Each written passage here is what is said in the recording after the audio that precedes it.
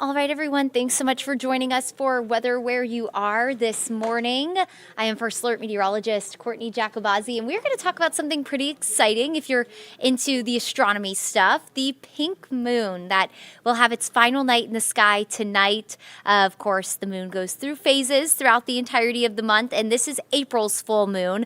Unfortunately, it is not going to be pink, despite the name. So don't get excited and think you're going to look up and see a big pink glowing orb in the sky. You won't. But it is called the pink moon because it coincides with all the wildflowers that start to bloom in April. So just kind of getting into that spring feel. That's the essence of the name of this moon. And again, it started Tuesday. You were able to see it this morning. In fact, First Alert Chopper flew through downtown this morning and was able to get a really cool view of it. Here's a look at a snapshot of a photo of it from earlier today.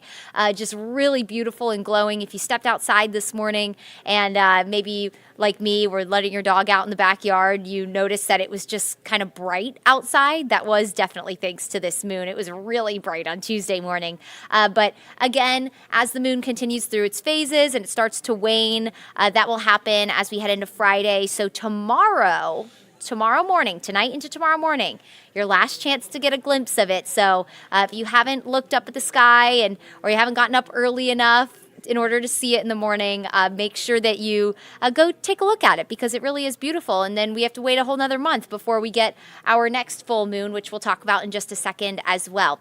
So tonight, here's a look at the forecast for viewing of the pink moon.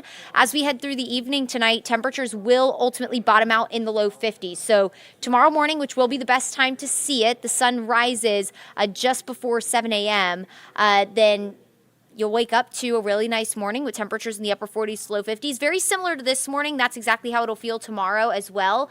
With the mostly clear skies, you should be able to get a really nice view of it. So again, if you missed it, you do have another opportunity tonight before it starts to wane and eventually go through its phase all over again, but kind of in the backwards direction. And tomorrow morning will be really comfortable, mostly clear skies with temperatures in the upper 40s to low 50s. So be sure you go check out the pink moon. It really is beautiful, big and bright, and we will wait until May for our next full moon. This one known as the flower moon because it coincides with the flowers blooming and also kind of a welcome to spring, a nod to the spring season that will begin as well, or I guess it technically did already begin, but as it goes through, as we go through the spring season, May is really the month I feel like where we are in full-blown spring. We don't get any of those really deep cold snaps, at least we hope not, and all the flowers and everything start to bloom. So Thursday, May 23rd, if you are into the astrology and the astronomy, make sure to mark that on your calendar. This is going to be a supermoon, so it will appear a little bit larger just because of its proximity, and it will be one of the brightest of the year as well so far. So more than likely, if the viewing conditions are good enough, that morning, Thursday, May 23rd, right before sunrise is usually the best time to get a glimpse at these full moons. So if the conditions are right as we head into Thursday, May 23rd, which we will keep an eye on for you as we get closer to that day, then make sure to look up in the sky and take a look at the beautiful bright supermoon known as the flower moon for May.